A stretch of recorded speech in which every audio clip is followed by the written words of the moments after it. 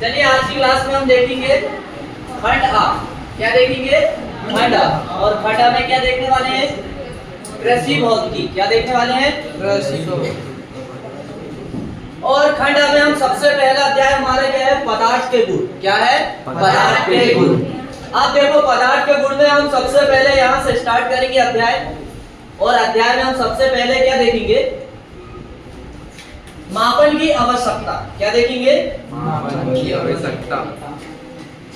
मापन की आवश्यकता क्यों होती है?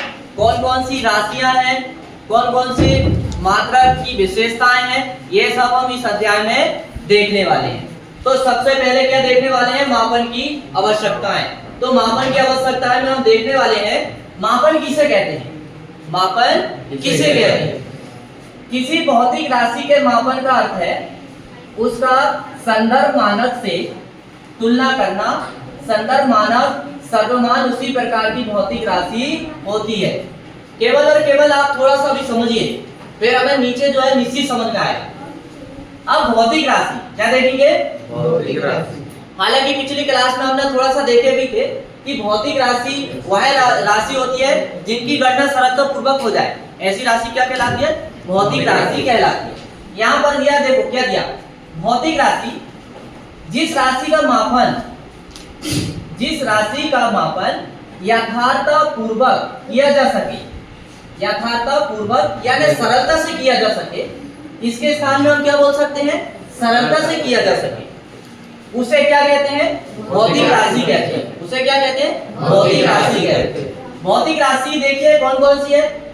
लंबाई, द्रव्यमान, समय, बल, त्वरण, ताप इत्यादि। ये सब कैसी राशि है? भौतिक राशि। कैसी राशि है? भौतिक राशि। नीचे क्या दिया है? भौतिकी एक प्रयोगात्मक विज्ञान है। भौतिकी कैसा विज्ञान है? प्रयोगात्मक विज्ञान है। और भौतिकी को हम क्या कहते हैं? फिजिक्स कहते हैं। क्या कहते हैं? फिजिक्स। भौतिकी कौन सा सब्जेक्ट है? फिजिक्स है। कौन सा है? फिजिक्स। देखो क्या कहा, इसके अंतर्गत किसी प्राकृतिक परिघटना के अध्ययन के लिए उससे संबंधित विभिन्न भौतिक राशि जैसे लंबाई, द्रव्यमान, समय, ऊर्जा, वेग, बल, त्वरण आदि का मापन किया जाता है। भौतिकी विज्ञान में ये जो आपको राशियां दिख रही है भौतिक राशि, इनका मापन किया जाता है। भौतिकी विज्ञान में किसका मापन किया जाता है? लंबाई, द्रव्यमान, समय, ऊर्जा, वेग, बल। इन भौतिक राशियों का मापन किसमें किया जाता है?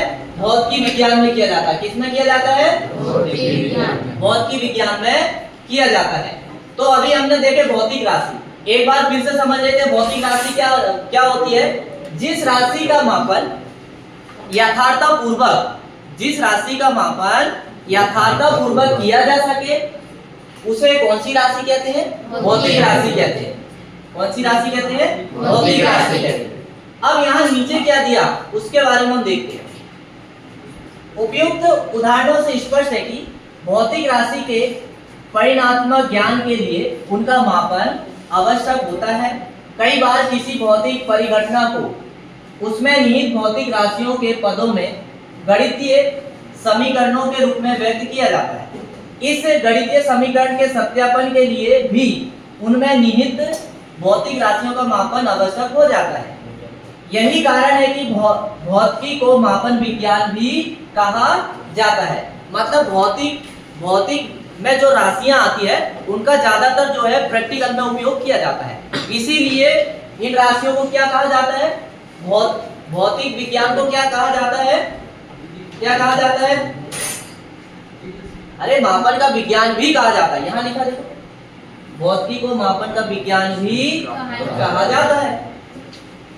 अब यहाँ पर नीचे क्या दिया देखो, मूल एवं व्युत्पन्न राशियां। क्या देखेंगे? मूल एवं व्युत्पन्न राशियां। अब देखते हैं कि मूल राशि, भौतिक राशि समझ में आई नहीं? भौतिक राशि क्लियर हुई नहीं हुई? भौतिक राशि अभी हमने यहाँ देखे। सबसे पहले परिभाषा देख लो। जिस राशि का मापन यथार्थपूर्वक किया जा सके उन्हें क्या कहते हैं? भौतिक राशि। और भौतिक राशि की ये नाम दिए हुए। लंबाई, त्वरण, समय, बल, त्वरण, ताप इत्यादि, ये सब क्या है? भौतिक राशियां। अब कौन सी राशि देखने वाले हैं? मूल एवं व्युत्पन्न राशि। कौन सी राशि देखने वाले हैं? मूल एवं व्युत्पन्न राशि। अब आप समझते हैं हम मूल राशि किसे कहेंगे और व्युत्पन्न राशि किसे कहेंगे। तो सबसे पहले देखते हैं मूल राशि। क्या देखते हैं? मूल राशि। अब मूल राशि क्या होती है? देखिए, जो राशि एक दूसरे से पूर्णतः स्वतंत्र होती है, जो राशि एक दूसरे से पूर्णतः स्वतंत्र होती है, उन्हें क्या कहते हैं? मूल राशियां कहते हैं। उन्हें क्या कहते हैं? मूल राशि। अब मूल राशियां के नाम देखते हैं कौन कौन से। लंबाई, द्रव्यमान, समय, ताप, ज्योति तीव्रता, विद्युत धारा, पदार्थीय मात्रा, ये सब कौन सी राशियां हैं? मूल राशियां हैं। कौन सी राशियां हैं? मूल राशियां। इनकी संख्या कितनी होती है? 7। कितनी होती है? 7। क्या मूल राशि समझ में आई? वह राशि जो एक दूसरे से पूर्णतः स्वतंत्र होती है, वह राशि जो एक दूसरे से पूर्णतः स्वतंत्र होती है, ऐसी राशि क्या कहलाती है? मूल राशियां कहलाती है। क्या कहलाती है? मूल राशि।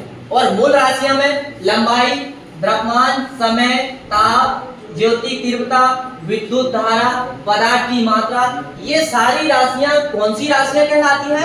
मूल राशियां कहलाती है। क्या कहलाती है? मूल राशि। इनकी संख्या कितनी होती है? 7। 7। कितनी होती है? 7। मूल राशि क्लियर हुई? अब हम देखेंगे व्युत्पन्न राशि। कौन सी राशि? व्युत्पन्न राशि। व्युत्पन्न राशि समझने से पहले एक बात समझ लीजिए कि व्युत्पन्न राशि क्या होती है। जो मूल राशि आपने 7 देखे, इन्हीं को मिलाकर ये 7 में से कोई एक राशि मिलती है और व्युत्पन्न राशि उसी से उसका क्या होता है? निर्माण होता है। मैं ये कहना चाहता हूं कि मूल राशि से ही व्युत्पन्न राशि का निर्माण होता है। मूल राशि से ही किसका निर्माण होता है? व्युत्पन्न राशि का। मैं ये कहना चाहता हूं सीधे शब्द। क्या ये बात समझ में आती है? वही यहां लिखा, देखिए, व्युत्पन्न राशि, जो राशियां मूल राशियों से व्युत्पन्न की जाती है, मतलब मूल राशियों से बनाई जाती है, जो राशियां मूल राशियों से बनाई जाती है, ऐसी राशियों को कौन सी राशि कहा जाता है? व्युत्पन्न राशि कहा जाता है। कौन सी राशि कहा जाता है? व्युत्पन्न राशि कहा जाता है।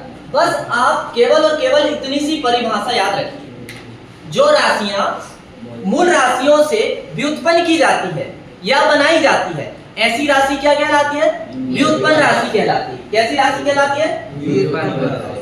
अब यहाँ पर एक एग्जाम्पल दिया, देखिए, क्षेत्रफल निकालने के लिए उसका सूत्र क्या होता है? देखिए, हालांकि ये क्षेत्रफल कौन सी राशि है? व्युत्पन्न राशि है। कौन सी राशि है? व्युत्पन्न राशि। क्यों है? क्योंकि क्षेत्रफल निकालने के लिए लंबाई गुणी चौड़ाई लेना पड़ता है।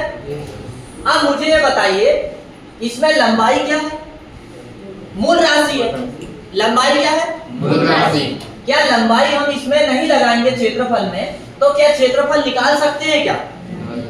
तो इससे हमें यह पता चलता है कि क्षेत्रफल एक व्युत्पन्न राशि है और क्षेत्रफल को निकालने के लिए किसकी आवश्यकता है? लंबाई की। और लंबाई कहां से लिया गया है? मूल राशि से लिया गया। कहां से लिया गया? मूल राशि। तो क्या ये बात समझ में आती है कि व्युत्पन्न राशि का निर्माण कैसे होता है? मूल राशि से होता है। कैसे होता है? मूल राशि। इतनी बात समझ में आई? अब हम आगे चलते हैं और एग्जाम्पल और दिया है, देखो, चाल नाम, दूसरा एग्जाम्पल दिया है, चाल बराबर क्या होता है? दूरी बटी समय। क्या होता है? चाल बराबर दूरी बटे समय। यदि हमें किसी व्यक्ति की या किसी मोटर की या किसी गाड़ी की चाल निकालना हो तो हमें यह सूत्र लगाना पड़ता है। ठीक है? चाल बराबर क्या होता है? दूरी बटे समय। और ये चाल कैसी राशि है? व्युत्पन्न राशि है। कैसी राशि है? व्युत्पन्न राशि। क्यों है व्युत्पन्न राशि? क्या लगा इसमें मूल राशि का? अरे इसमें मूल राशि का क्या लगा है? क्या समय नहीं लगा है? ये देखो, समय मूल राशि का यहाँ पर लगा हुआ है। नहीं लगा समय? क्या आप देख नहीं पा रहे हो? यहाँ पर यहाँ नहीं देख पा रहे हो क्या? अरे समझ में आ रहा है ना? हाँ, मैं आपको अभी ये बताने का प्रयास कर रहा हूँ कि व्युत्पन्न ऐसी राशि होती है जो मूल राशियों से मिलकर बनती है। तो वही यहाँ मैं बताने का प्रयास कर रहा हूँ कि भाई साहब, जब ये चाल जब सूत्र बनता है तो ये दूरी बटे समय से मिलकर बनता है। और समय यहाँ कैसी राशि है? मूल राशि है। कैसी राशि है? मूल राशि है। यदि हम समय नहीं लगाएंगे तो चाल बनेगा क्या? चाल का सूत्र बन सकता है क्या? क्या व्युत्पन्न राशि चाल बन सकती है क्या? नहीं बन सकती। तो बस मेरा कुल मिला के बोलने का मतलब यही है। ठीक है, अब यहाँ पर देखो, इस प्रकार चाल को मूल राशि, इस प्रकार चाल को मूल राशि लंबाई के ऊपर घात 1, अच्छा इसको छोड़ दीजिए। अब हम गिन लेते हैं कि व्युत्पन्न राशि कितनी होती है। व्युत्पन्न राशि कितनी होती है? जैसे मूल राशि तो 7 होती है, इस हिसाब से व्युत्पन्न राशि क्या होगी? आयतन, घनत्व, बल, वेग, त्वरण। संख्या कितनी हुई? 4। कितनी हुई? 4। इसका मतलब हमें यह समझ में आता है कि व्युत्पन्न राशि कितनी होती है। व्युत्पन्न राशि की संख्या कितनी होती है? 4।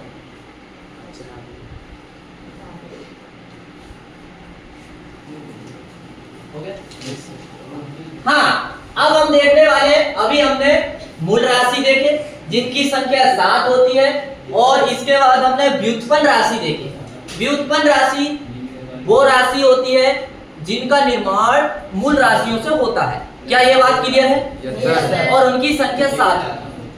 अब हम देखेंगे व्युत्पन्न राशि, मूल राशि की संख्या तो 7 होती है और मूल राशि से ही व्युत्पन्न राशि बनती है, ऐसा हमने समझ लिया। अब व्युत्पन्न राशि की संख्या कितनी होती है? 5 होती है।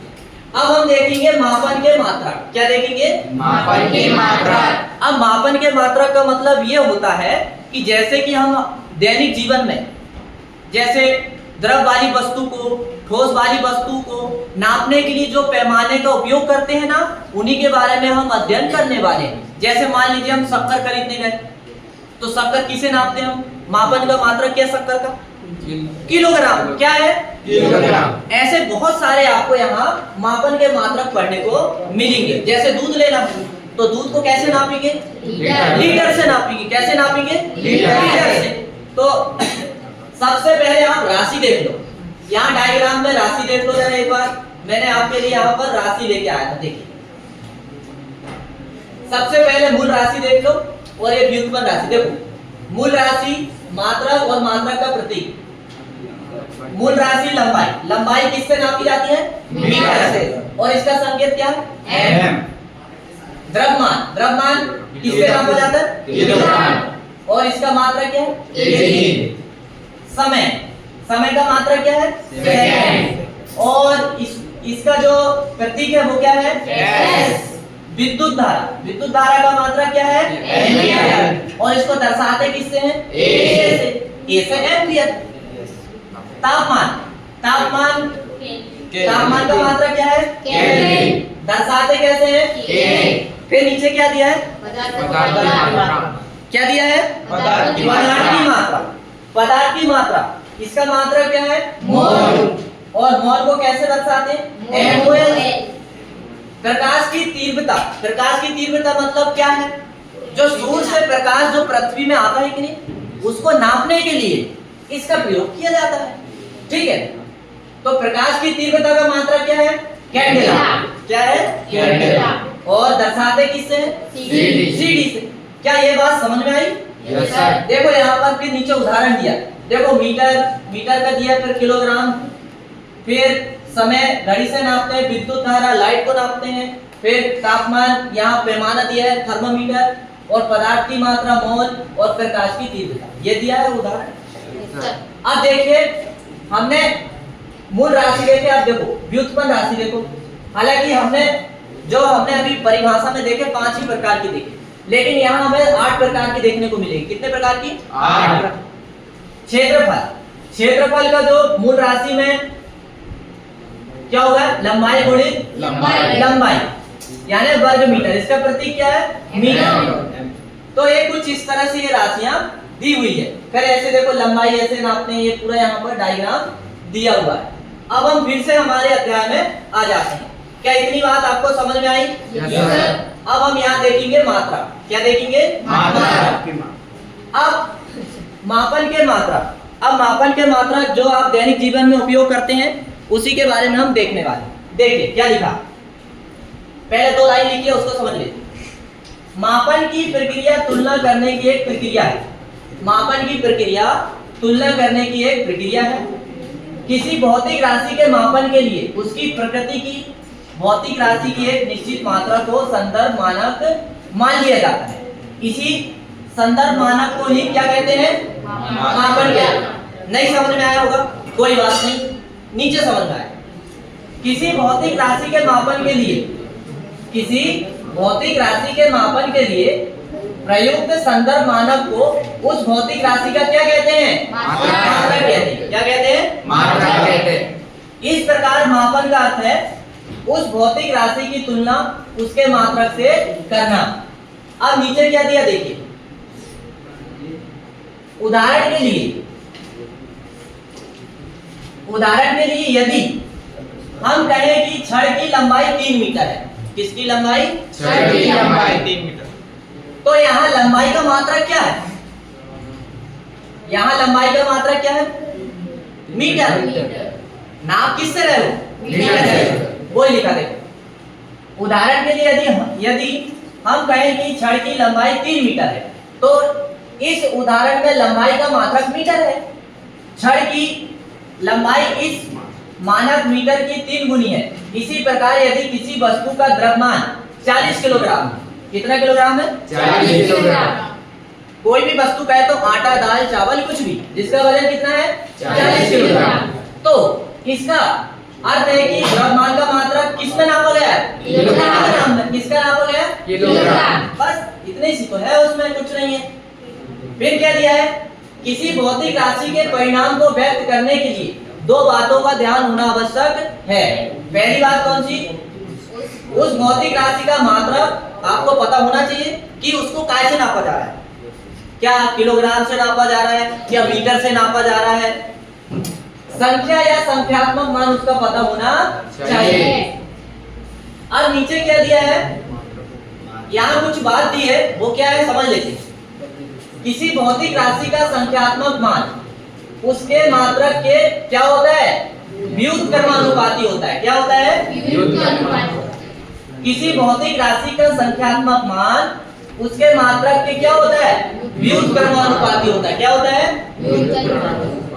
अब परीक्षा में आने वाला सवाल क्या है? मात्रकों की विशेषताएं लिखिए। क्या लिखना है? मात्रकों की विशेषताएं लिखिए। देखिए मात्रक की विशेषताएं क्या है। मात्रक कैसे होना चाहिए?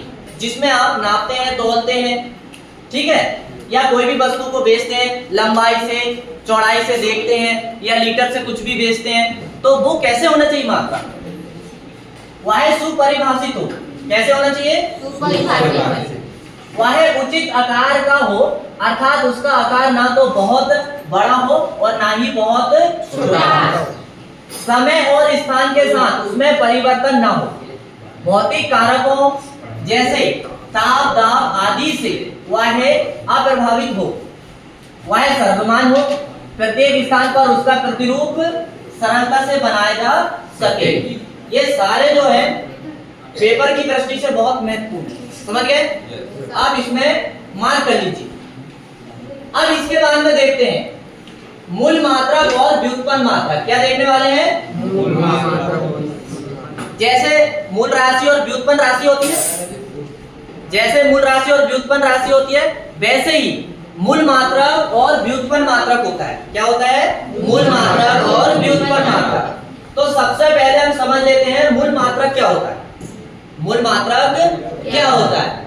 तो देखिए मूल मात्रक क्या होता है। मूल मात्रक उन मात्रकों को कहते हैं, मूल मात्रक उन मात्रकों को कहते हैं जो पूर्णतः स्वतंत्र होते हैं। जो कैसे होते हैं? इससे पहले भी क्या थोड़ा सा याद आ रहा है क्या? मूल राशि उन्हें कहते हैं जो पूर्णतः स्वतंत्र होती है। यही बात थी ना?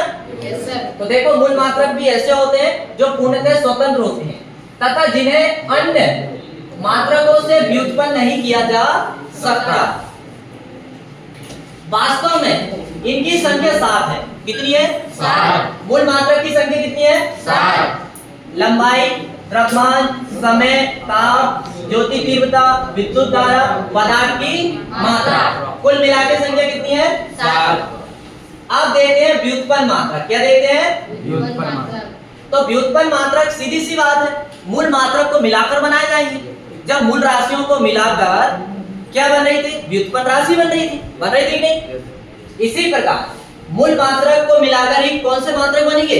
व्युत्पन्न मात्रक। कौन से मात्रक? व्युत्पन्न मात्रक। देखिए क्या दिया है, व्युत्पन्न मात्रक। उन मात्रकों को व्युत्पन्न मात्रक कहते हैं जो मूल मात्रकों से व्युत्पन्न किए जा सकते हैं। व्युत्पन्न मतलब बनाए जा सकते हैं। व्युत्पन्न मतलब बनाए जा सकते हैं। व्युत्पन्न का ये दूसरा अर्थ ऐसा भी समझ सकते हैं थोड़ी देर के लिए, उत्पन्न किए जाते हैं। क्या किए जाते हैं? उत्पन्न किए जाते हैं। क्या ऐसा समझ सकते हैं?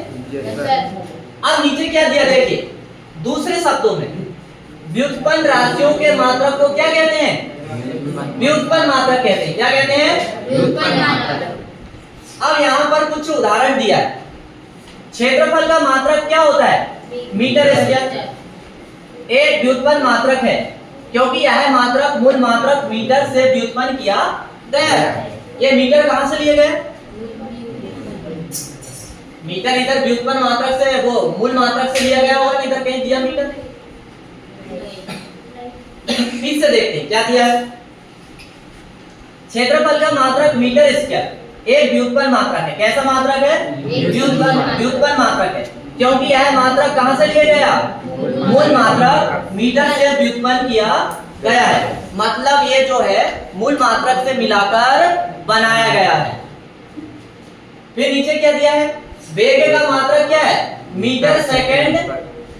क्या है? Metre second minus 1। ये घात है, माइनस 1। क्या है? ये घात है। एक व्युत्पन्न मात्रक है क्योंकि यह मात्रक मूल मात्रक मीटर और सेकंड से व्युत्पन्न किया गया है।